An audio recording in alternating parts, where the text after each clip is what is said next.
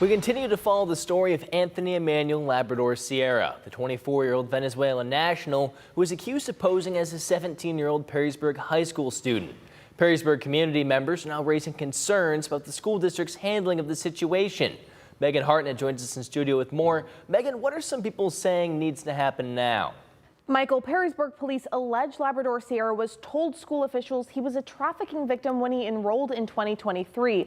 Police say they were not notified of this by the school until last week. Now, the leader of Perrysburg Stands Up, a group critical of the current course of Perrysburg schools, is expressing her frustration with the lack of action from the district, saying after all the risks kids have been put through recently, there might need to be some serious changes in leadership.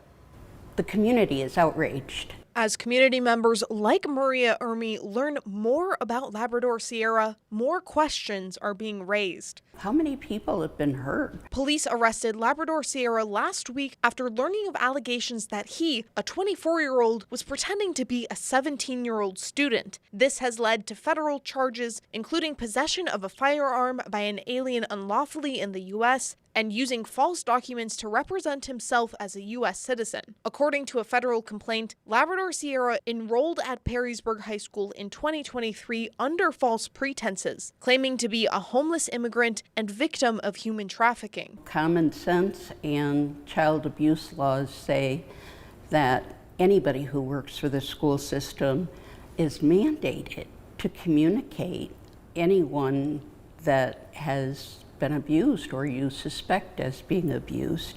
Why did it take a year and a half? A Perrysburg Schools representative says the district has policies for student abuse and neglect, but it does not explicitly include human trafficking. In a statement from Superintendent Tom Hostler, he says the school district acted immediately after learning Labrador-Sierra may have been older than what was originally thought. Most heartbreaking is how our staff and community responded to a young person who said he was in need with compassion. They believed they were helping a child who had suffered trauma. That trust was broken, but how we responded says everything about who we are. But Ermie says this is just one more bad situation for the school district. Just this year, a teacher at Whole Prairie Intermediate was charged with criminal trespassing after allegedly following a student home. And last December, a teacher at the high school resigned after being accused of inappropriately touching students. Ermie says after all this controversy, she believes it's time for a new superintendent. I think the buck stops at the top. We need somebody who can communicate well, collaborate with the community. We reached out to Superintendent Hostler about Ermie's calls for new leadership. At this time, we have yet to hear back. But Ermie says there's one question on the minds of people in Perrysburg right now. If there are legal protections for adults who are trafficked, why would Labrador-Sierra pretend to be a minor? Reporting in studio, Megan Hartnett, WTOL 11.